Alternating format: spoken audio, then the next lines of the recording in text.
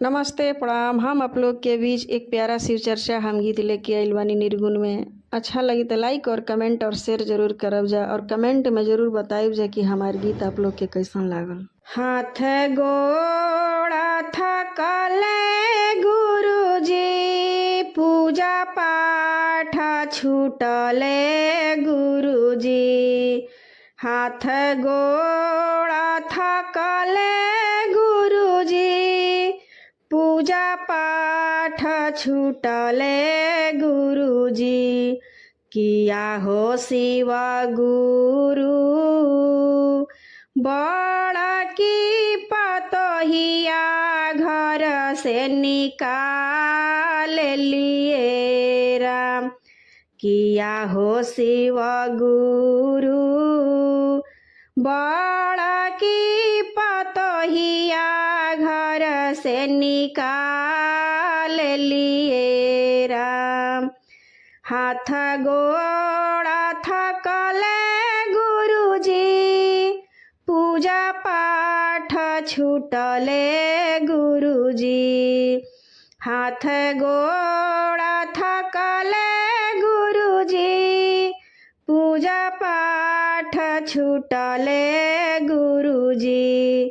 किया हो शिव गुरु, बड़ा की पतोहिया घर से निकाल लिए राम। किया हो शिव गुरु, बड़ा की पतोहिया घर से निकाल लिए राम। किया हो शिव गुरु, जेकरा के दिहली जनमवा, देखनी हम के तना सपनवा। जेकरा के दिहनी जनमवा, देखनी हम के तना सपनवा। किया हो शिव गुरु, से हो बेटवा हम के हाथवा उठावेला हो राम। किया हो शिव गुरु, से हो बेटवा हम के हाथवा उठावेला हो राम।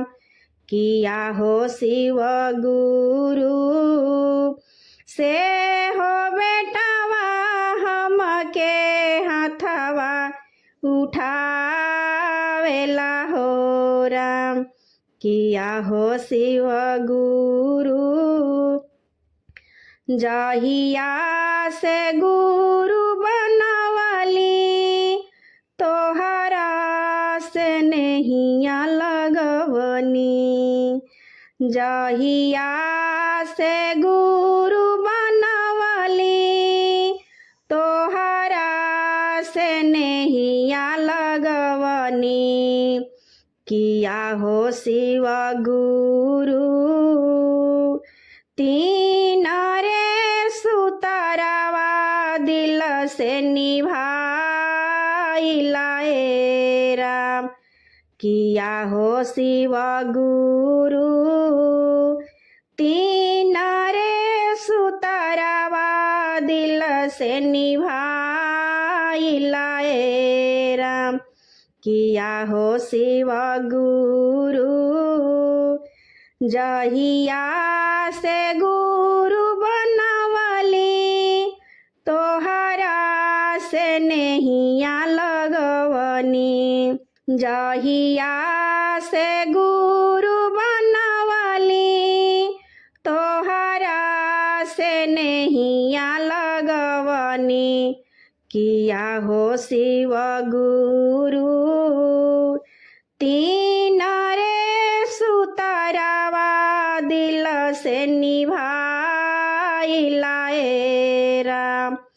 किया हो शिव गुरु, तीन रे सुतरावा दिल से निभाइला ए राम। किया हो शिव गुरु तीन रे सुतरावा दिल से निभाइला ए राम। कुछ दिन बचली उमिरिया रखली ही अपने सरनिया।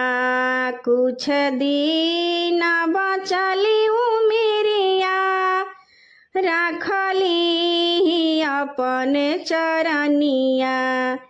कुछ दिन बचली उमिरिया रखली ही अपने सरनिया। किया हो शिव गुरु ए तने अरजिया तोह से लागल ए राम। किया हो शिव गुरु ए तने अरजिया तोह से लागल ए राम। किया हो शिव गुरु कुछ दिन बचली उमिरिया रखली ही अपने सरनिया। कुछ दिन बचली उमिरिया रखली ही अपने सरनिया। किया हो शिव गुरु ए तने अरजिया तोह से लागल ए राम। किया हो शिव गुरु ए तने अरजिया तोह से लागल ए राम। किया हो शिव गुरु हाथ गोड़ा थाकल गुरुजी पूजा पाठ छूटल गुरुजी। हाथ गोड़ा थाकल गुरुजी पूजा पाठ छूटल गुरुजी।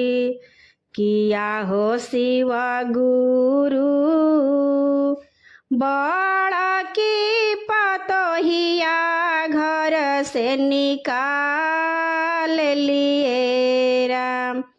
किया हो शिव गुरु बड़ा की पतोहिया घर से निकाल लिए राम।